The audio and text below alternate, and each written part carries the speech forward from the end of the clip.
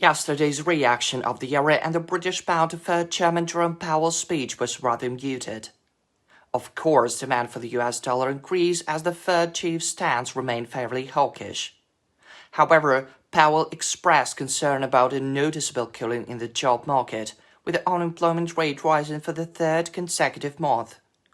This suggested a potential shift in monetary policy. Nevertheless, the head of the U.S. Central Bank did not specify the timing for interest rate cuts. Meanwhile, markets are betting that the Fed's first interest rate cut will take place this September. The key to regulators' decision will be tomorrow's U.S. inflation data. As such, the market is unlikely to see any significant movement until Thursday.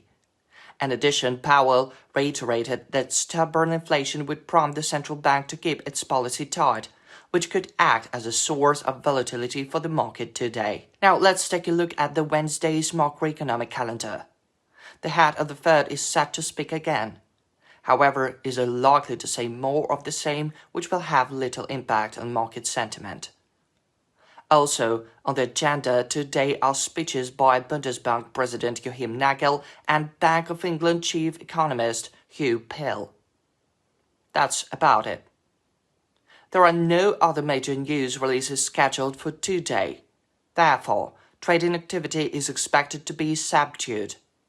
At the same time, there is a likelihood that the euro and the British pound will have enough strength to recoup yesterday's losses. From a technical perspective, the 1-hour EUR USD chart shows that a decline followed by a false breakout at 1.0813 will generate a buy signal, with the euro rising to 1.0844.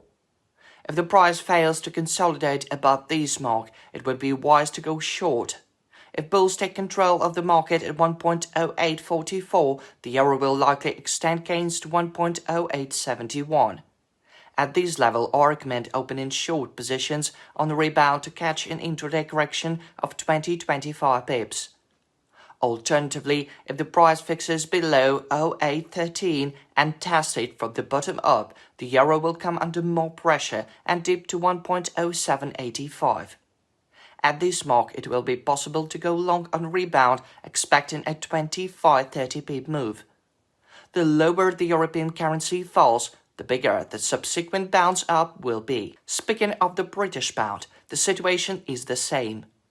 Bears are expected to take the initiative at around 1.2799.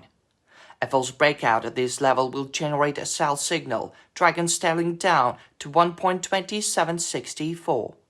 At this mark, bulls are likely to regain control of the market.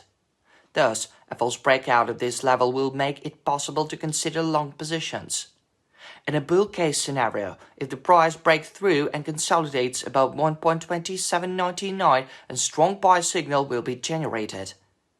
In this case, the British currency has every chance of climbing to 1.2830 and even 28.58, where I recommend going short, counting on an intraday correction of 25-30 pips. Short positions at 1.2830 and 1.2799 can only be considered after a false breakout.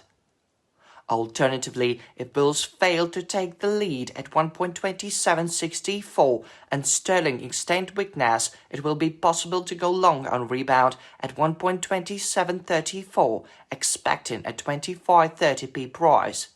Best of luck.